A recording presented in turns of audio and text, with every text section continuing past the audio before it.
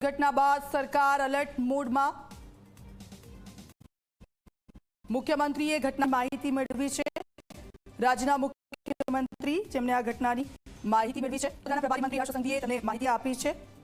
આજે ઘટના બની અને તેની માહિતી મુખ્યમંત્રી સતત લઈ રહ્યા છે। ગંભીરા બ્રિજ દુર્ઘટનાની સીએમને અવગત કરાયા છે। આજે બ્રિજ તૂટવાની ઘટના સામે આવી છે, તેને લઈને રાજ્યના મુખ્યમંત્રી છે તેમને માહિતી આપવામાં આવી છે, તેમને અવગત કરાવવામાં આવ્યા છે। સવાલો અનેક આ બ્રિજ તૂટ્યો બાદ થઈ રહ્યા છે અને મોરબી દુર્ઘટના ઘટી અને ત્યારબાદ તમામ બ્રિજો છે તેને મજબૂતાઈ તપાસવામાં આવી હતી। એ સવાલ એક મોટો થઈ રહ્યો છે કે શું એ તપાસ થઈ હતી ખરી? તમારી સાથે જોડાઈ ગયા છે। એક મોટી દુર્ઘટના અને ફરી એકવાર બેદરકારી કોની તરફથી સવાલ?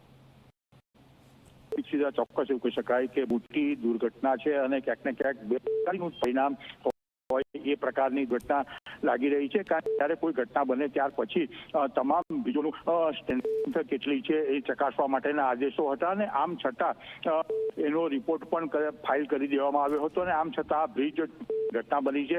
આ ઘટનાની બનતાની સાથે જ ગૃહ રાજ્ય અને વડોદરાના પ્રભારી મંત્રી હર્ષ સંઘવીએ મુખ્યમંત્રીને સમગ્ર ઘટના અંગેની જાણકારી આપી હોવાની પણ વિગતો અત્યારે મળી રહી છે। અત્યારે સરકાર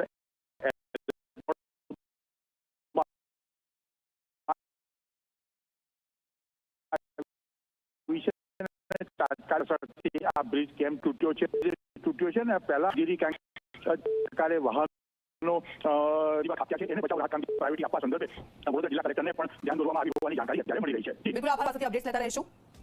પાલિકા ધારાસભ્ય ચૈતન્યસિંહ ઝાલા અમારી સાથે જોડાઈ ગયા છે। આપનું સ્વાગત છે ઝી 24 કલાકમાં।